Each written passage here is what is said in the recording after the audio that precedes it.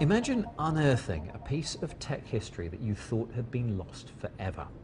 Well, nearly half a century after it was invented, the Oramics machine is once again centre stage thanks to the London Science Museum. And for those who don't know what Oramics is, here's LJ Rich. Over the past decade, music production has changed beyond recognition.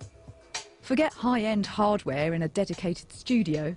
Now we're all potential bedroom musicians, able to compose masterpieces on a home computer. For example, if I want the sound of an orchestra's string section, I'd select it.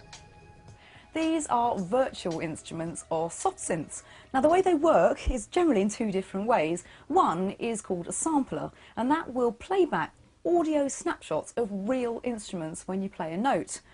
The other one is a tone generator, and the way that works is by making a sound inside your computer for you. Now it's the second one that's most closely related to the Oramics machine. And this three-part machine is the extraordinary instrument in question, rehabilitated as part of a year-long exhibition about the history of electronic music. It now stands as a musical relic, too delicate to play any longer. But at its time in the early 60s, this elementary synthesizer helped to spearhead a new chapter in electronic music development. As its name suggests, the Oramics machine embodies the spirit of Daphne Oram, a visionary musician who took her inspiration from her European contemporaries. Enlisting the help of two engineers, together they assembled a one-off masterpiece of musical engineering.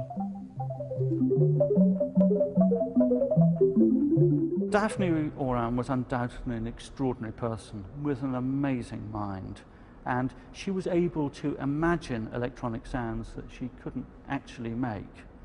So, having set up the BBC Radiophonic Workshop in 1958, she left pretty sharpish because she wanted to pursue her own ideas about how you could make electronic music, which in her mind was all about how you could change drawings into sounds, and that was her experimental program.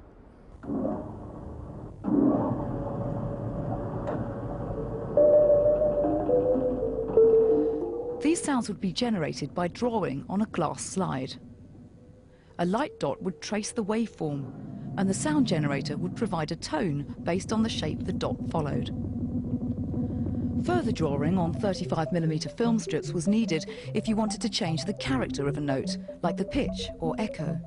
I thought if one could break down the whole process into the separate parameters, then define each of these in a drawing, which one could go back and rub out if one didn't want what one had done. This would both simplify the thing, it would make it much quicker, and I think open up completely new sounds. It's thought the machine was monophonic, that is, it could only play one note at once. Although the curators are not entirely sure. There was space for it to play up to 4 notes together. The reason it's so difficult to tell is that the machine was always being tweaked and modified throughout its life. As the Oramics machine is too fragile to restore to playable order, there's an interactive visual display that lets visitors play with a virtual machine.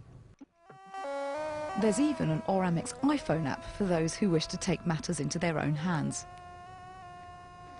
And the Science Museum's also running a remix competition on its website for those who want to submit their own compositions.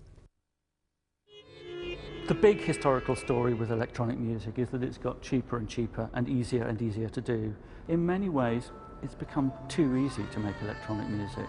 And I think some of the most interesting areas in electronic music are where people are trying to reintroduce some constraint, trying to reintroduce some difficulty, where they're sampling sounds and changing sounds and building new sounds from the ground up.